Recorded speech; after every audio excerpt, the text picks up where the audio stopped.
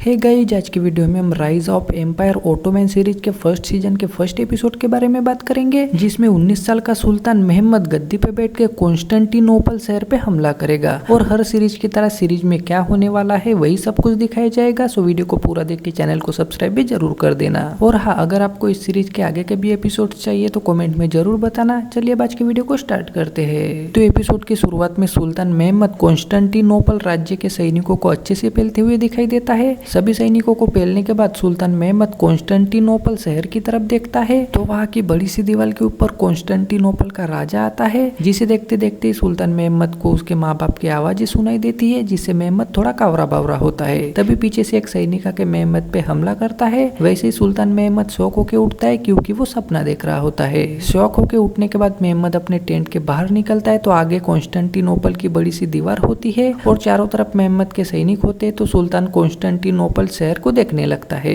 तभी हमें बताया जाता है कि यह कहानी 1453 में रोमन एम्परर कॉन्स्टेंटिन 11 और ओटोमन सुल्तान मेहमद 2 के बीच में कॉन्स्टेंटिनोपल के लिए हुई जंग की कहानी है। कॉन्स्टेंटिनोपल पे 23 फौजों ने कब्जा करने की कोशिश की, लेकिन सभी नाकाम हुए। लेकिन भविष्यवाणी की गई कि एक राजा इस शहर को जीतेगा और अगले 300 सालों के लिए इतिहास की दिशा पलट के रख देगा। और यही बताते बताते हमें सीरीज का नाम दिखाया जाता है। कॉन्स्टेंटिनोपल शहर दुनिया के बीचों बीच होता है। इस शहर से एशिया, यूरोप, ब्लैक सी, मेडिटेरेनियन, बाल्कन का इलाका, इटालियन राज्य, मतलब सभी इंपॉर्टेंट राज्य इस शहर से लगे हुए थे, जिससे जिसका भी कॉन्स्टेंटिनोपल पे राज होता वो पूरी दुनिया पे राज करता है। 1451 में इस शहर का राजा कॉन्स्टेंटिन 11 होता है और शहर की हिफाजत करना उसका मकसद होता है। 23 राज्यों ने कॉन्स्टेंटिनोपल पे हमला किया और वो सब कामयाब नहीं हो पाए। लेकिन रोमन लोगों की 1100 सालों की हुकूमत पे सबसे बड़ा खतरा था उनका पुराना दुश्मन ओटोमन साम्राज्य। ओटोमन्स एनाटोलियन वॉरलॉर्ड्स और बंजारे थे, लेकिन उन्होंने अपना बहुत बड़ा साम्राज्य बनाया जो पूर्वीय यूरोप तक फैला था। सन 1451 में ओटोमन सुल्तान मुराद की मौत के बाद लगातार ऐसे कांड हो गए जिनसे ओटोमन्स और रोमन्स जंग के कगार पर आ गए। करीब 350 किलोमीटर दूर सुल्तान मुराद का बेटा सुल्तान मेहमद II मनीसा शहर पर राज कर रहा होता है। एक्चुअली मेहमद का अपने बाप के साथ किसी बात को लेकर झगड़ा होता है, उसी वजह से मेहमद को देश निकाला किया जाता है और वो काफी सालों से मनीसा शहर में होता है। तभी मेहमद का जानोस पाशा नाम का आदमी सुल्तान मुराद की खबर लेकर आता है। साथ में मेहमद को वजीर आला और बाकी के लोग अगला सुल्तान कौन होगा इसके ऊपर कुछ ज्यादा ही चर्चा कर रहे हैं ऐसा बताता है, जिससे मेहमद तुरंत ही ओटोमन्स की राजधानी एड्रिनोपल को जाने के लिए निकल पड़ता है। मेहमद को बिल्कुल भी पता नहीं होता है कि उसे ओटोमन साम्राज्य का राजा बनाया जाएगा या नहीं, या फिर उसे गद्दी छीननी पड़ेगी। राजधानी में आते ही मेहमद की मुलाकात उसके पिता के वजीर आला मतलब प्रधानमंत्री हलील पाशा से होती है। वहाँ पे मेहमद हलील पाशा से थोड़ी बात करके हलील पाशा मेहमद का हाथ चूमता है, साथ में उसके आगे सर झुकाता है। तो मेहमद महल के अंदर सिंहासन के पास जाता है और अपने पप्पा सुल्तान मुराद को याद करने लगता है। तभी वहाँ पे मेहमद की सौतेली माँ मारा आती है तो मेहमद थोड़ा खुश होता है क्योंकि मारा मेहमद की सबसे भरोसेमंद होती है और मारा हमेशा से ही मेहमद को गद्दी पे बैठा देखना चाहती है। तो मेहमद माँ मारा से अलेक्जेंडर के बारे में थोड़ी बात करता है तो मारा उसे गद्दी पे बैठने को बोलती है। साथ में मेहमद सुल्तान की गद्दी पे बैठता है तो मारा उसे अगर तुम्हें ताज के लायक बनना है तो तुम्हें कॉन्स्टेंटिनोपल को जीतना होगा ऐसा बोलती है।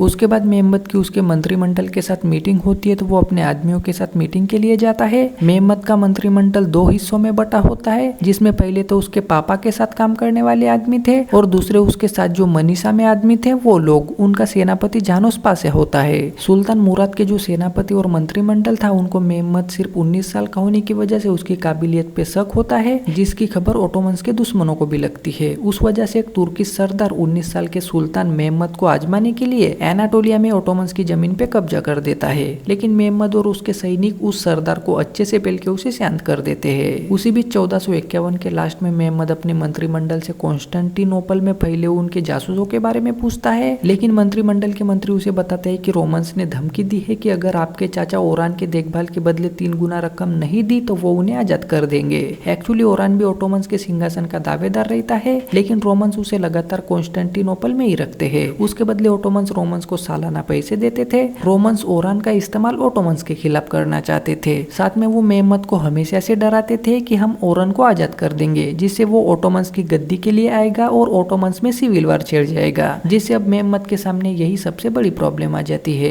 लेकिन उसी बीच मेहमद ओटोमन्स और रोमन साम्राज्य के बॉर्डर पे अपना किला बनाने का प्लान करता है। उस प्लानिंग का नाम रूमेली हिसारी होता है, जिसका मतलब रोमन्स लोगों की जमीन पर किला ऐसा होता है। साथ में अगर उस बॉर्डर पे किला बन गया तो वहां से रोमन की फौजी मदद वगैरह रोक सकते थे और उस किले का द थ्रोट कटर ऐसा नाम रखता है। लेकिन इस फैसले से हलील पाशा को लगता है कि यूरोपियन लोग ओटोमन्स के खिलाफ हो जाएंगे, जिससे वो मेहमद को किला बनाने से मना करने लगता है, जिससे मेहमद उसे कॉन्स्टेंटिनोपल की दीवारों के उस पार जो कुछ भी है वो रोमन्स का है, लेकिन दीवारों के इस पार जो भी है वो सिर्फ मेरा है ऐसा बोलता है और किला बनाना स्टार्ट करता है। लगभग 4.5 महीने में ही थ्रोट कटर किला बन के तैयार हो जाता है, जिससे सम्राट कॉन्स्टेंटाइन सुल्तान मेहमद के पास अपने दूत भेजता है और किला बनाने का विरोध करता है। लेकिन मेहमद कॉन्स्टेंटाइन के दूतों को वहां से भगा देता है। तो कॉन्स्टेंटाइन दूसरे लोगों के हाथ से मेहमद को गिफ्ट भेजता है और युद्ध करने से रोकने की कोशिश करता है, लेकिन मेहमद उन लोगों का सर काट के कॉन्स्टेंटाइन के पास भेजता है, जिससे कॉन्स्टेंटाइन के मंत्रिमंडल में अफरा तफरी मच जाती है। तो कॉन्स्टेंटाइन उन्हें शांत करा कि यूरोप से कैथोलिक मदद आने तक हमें युद्ध टालना होगा ऐसा बोलता है, जिससे कॉन्स्टेंटाइन का दाहिना हाथ लुकास नोटारस हमें कैथोलिक के भरोसे बिल्कुल भी नहीं रहना चाहिए ऐसा बोलता है। तो फिर से उनके मंत्रिमंडल बहस करने लगते हैं, जिससे कॉन्स्टेंटाइन सबको शांत करा के हमारे दूत यूरोपियन शहरों में भेज दिए हैं, कुछ फौजें तो जल्द ही पहुंच भी जाएंगे ऐसा बोलता है। तो सभी लोग शांत होकर चले जाते हैं। कॉन्स्टेंटाइन का दाहिना हाथ लुकास नोटारस सबसे अमीर आदमी होता है, जिसका बिजनेस एनाटोलिया से लेकर इटली तक फैला होता है, जिससे अगर जंग हुई तो सबसे ज्यादा नुकसान लुकास का ही होने वाला होता है। तो वो हलील पाशा को मिलने की खबर भेजता है, जिससे हलील पाशा रात को कॉन्स्टेंटिनोपल से 45 मील दूर सिलियम्ब्रिया में लुकास से मिलने आता है। वहाँ पे दोनों मेहमद के बारे में बात करके लुकास हलील पाशा को युद्ध रोकने के बारे में बताता है, साथ में ओरान को आजाद करने की भी धमकी देता है। लेकिन हलील पाशा मेहमद किसी की भी नहीं सुनता ऐसा बोल के चला जाता है। उसी जगह पे चारों तरफ मेहमद के गुप्तचर होते हैं, जिससे वो हलील पाशा और लुकास की इस मीटिंग के बारे में मेहमद को बताते हैं। तो मेहमद कुछ ज्यादा ही गुस्सा होकर हलील पाशा को मारना चाहता है,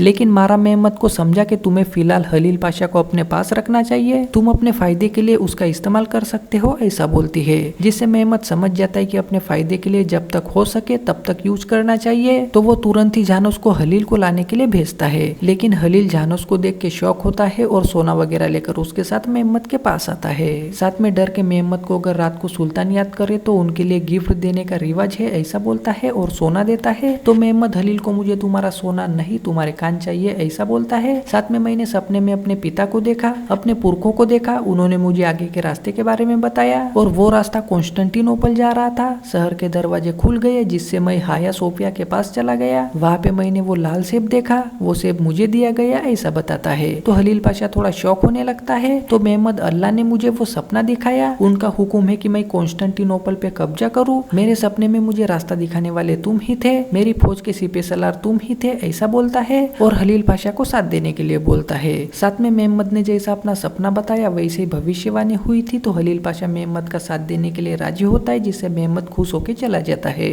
उसके बाद ओटोमन सैनिक युद्ध की तैयारी करने लगते हैं और 6 महीनों के अंदर कॉन्स्टेंटिनोपल पे हमला करने के लिए 80,000 सैनिकों की फौज तैयार हो जाती है। तो मेहमद कॉन्स्टेंटिनोपल के बाहर बची हुई रोमन चौकियों पे कब्जा करता है, जिससे कॉन्स्टेंटिन और ज्यादा अकेला पड़ता है। उसी बीच मेहमद ओरबन नाम के इंजीनियर के बारे में सुनता है, तो उसे मिलने के लिए बुलाता है, जिससे ओरबन अपने बेटे जैकब को लेकर मेहमद से मिलने आता है और मेहमद को अब तक की सबसे बड़ी तोप की ड्राइंग दिखा के इसकी मदद से आप कॉन्स्टेंटिनोपल की दीवारें बड़ी ही आसानी से तोड़ पाओगे और मैंने इसका नाम बसिलिका रखा है ऐसा बोलता है। लेकिन ओरबन खुद ईसाई होता है और कॉन्स्टेंटिनोपल भी ईसाइयों का शहर होता है। तो मेहमद ओरबन को यह तोप तुमने कॉन्स्टेंटिनोपल को क्यों नहीं दी ऐसा पूछता है, जिससे ओरबन इसकी कीमत 10,000 डुकाट्स है, जो वहाँ का राजा नहीं दे सका और हर चीज की अपनी कीमत होती है ऐसा बोलता है। साथ में ओरबन का बेटा जैकब मेहमद की तारीफ करता है। तो मेहमद उन्हें मैं तुम्हें इसकी 4 गुना कीमत देने के लिए तैयार हूँ, लेकिन मुझे यह तोप 3 महीनों के अंदर चाहिए ऐसा बोलता है, जिससे ओरबन अपने बेटे जैकब के साथ मिलकर तुरंत ही बसिलिका तोप बनाने का कार्यक्रम शुरू करता है और तगड़ी मेहनत करके तोप बना लेता है। कॉन्स्टेंटिन के पास भी एक बहुत तगड़ा योद्धा होता है जिसका नाम गिवोनी लोंगो होता है। तो कॉन्स्टेंटिन लोंगो को खबर भेज के वो भी कॉन्स्टेंटिनोपल में आ जाता है। एक्चुअली लोंगो एक समुद्री डाकू होता है। तो खाना खाते खाते कॉन्स्टेंटाइन लोंगो से युद्ध के बारे में थोड़ी बात करता है और उसे सैनिकों का मुखिया बना देता है। तो लोंगो कॉन्स्टेंटिन को दिलासा देता है। वहीं पे खाना देने वाली नौकरानी लुकास की खबरी होती है, तो वो इस मीटिंग के बारे में लुकास को बता देती है। उसके बाद मार्च 1453 में मेहमद अपनी ओटोमन फौज लेकर कॉन्स्टेंटिनोपल की ओर निकल पड़ते हैं। मेहमद की फौज में जानिसारी नाम के सबसे जाबाज सैनिक होते हैं। उन्हें बचपन में ही ईसाई गुलाम बना दिया गया था, लेकिन अब वो मेहमद की फौज में आके मेहमद के सबसे ज्यादा भरोसेमंद सैनिक बन जाते हैं। ओटोमन्स की फौज अपने हथियार और तोफ लेकर 2 अप्रैल 1453 को ईसाइयों के शहर कॉन्स्टेंटिनोपल के बाहर पहुंच जाते हैं, जिससे इतनी बड़ी फौज देख के के कॉन्स्टेंटीन और उसकी प्रजा की फटने लगती है। रात को फादर सैनिकों को आशीर्वाद दे रहा होता है, तभी वहाँ पे लोंगो आता है तो उसे वहाँ पे थर्मा नाम की लड़की दिखती है जो कि जॉर्ज स्प्रांडजेस की बेटी होती है। तो लोंगो उसके साथ थोड़ी ऐसी वैसी बातें करता है। 6 अप्रैल 1453 को मेहमद समझौता करने के लिए कॉन्स्टेंटीन के पास अपने दूत सैनिक भेजता है। तो वो सैनिक कॉन्स्टेंटीन के पास आ जाते हैं और उन्हें अगर आपने अपनी मर्जी से हार मानी तो सबको छोड़ दिया जाएगा, किसी से कोई भी लूटमार नहीं करेगा, लेकिन तुम्हें शहर के दरवाजे खोलने होंगे, सुल्तान मेहमद का हाथ चूमना होगा और इसके बाद रोमन साम्राज्य पर सुल्तान मेहमद का कब्जा होगा, ऐसा बोलते हैं। लेकिन कॉन्स्टेंटीन मेहमद के इस समझौते से साफ मना करता है, जिससे दूत सैनिक वापस आकर मेहमद को कॉन्स्टेंटीन ने समझौता स्वीकार नहीं किया है ऐसा बताते हैं। तो मेहमद अपने सैनिकों को तोहफे तैयार करने को बोलता है, जिससे उनकी आवाज से लोंगो समझ जाता है और वो भी अपने सैनिकों को तैयार होने का ऑर्डर देता है। मेहमद के सैनिक बसीलिका तोफ तैयार करते तो मेहमद तलवार निकाल के ऑर्डर देता है, जिससे सैनिक तोफ चलाते हैं। वैसे फर्स्ट एपिसोड खत्म हो जाता है। सो गाइस, आई होप आपको आज की वीडियो पसंद आई होगी। अब वीडियो को लाइक करके चैनल को सब्सक्राइब भी जरूर कर देना।